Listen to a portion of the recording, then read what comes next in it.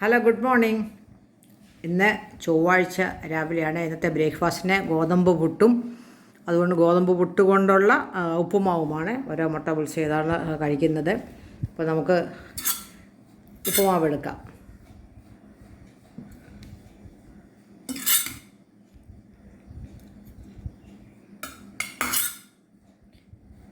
ബാക്കി ഇരിക്കട്ടെ, 4 മണിക്ക് അല്ലെങ്കിൽ വൈകിട്ട് അത്താഴത്തിനൊക്കെ എടുക്കാം.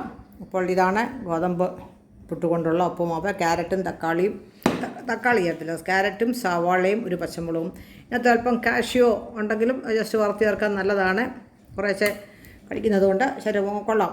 കാർബോഹൈഡ്രേറ്റിൻ്റെ അളവ് കുറഞ്ഞ് കിട്ടും. പിന്നെ അതിൻ്റെ കൂടെ മുട്ടയുമുണ്ട്, മുട്ട ബുൾസായും ഉണ്ടാക്കിയിട്ടുണ്ട്. അപ്പോൾ നമുക്ക് രാവിലെ കോഫി കുറച്ചേ കുടിച്ചുള്ളൂ, ബാക്കി കോഫിയും ഇരിപ്പുണ്ട്.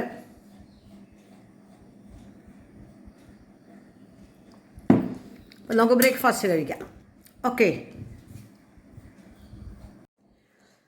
ഇന്നത്തെ ബ്രേക്ക്ഫാസ്റ്റിന് ഗോതമ്പ് പൊടി കൊണ്ടുള്ള പുട്ടും അതേപോലെ തന്നെ 2 ഗ്ലാസ് പൊടി കൊണ്ട് നല്ല തിളച്ച വെള്ളത്തിൽ കുഴച്ച് തേങ്ങയൊക്കെ ഇട്ട് ഉണ്ടാക്കിയ പുട്ടാണ്. അത് നേർ പകുതി എടുത്ത് ഇതിനകത്ത് സവാള,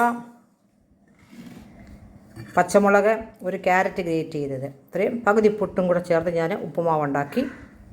പിന്നെ ഓരോ മുട്ട ബുൾസൈ ഉണ്ടാക്കി. ഇതിൻ്റെ കൂടെ എന്തിനാണ് മുട്ട ബുൾസൈ എന്നതില്ല.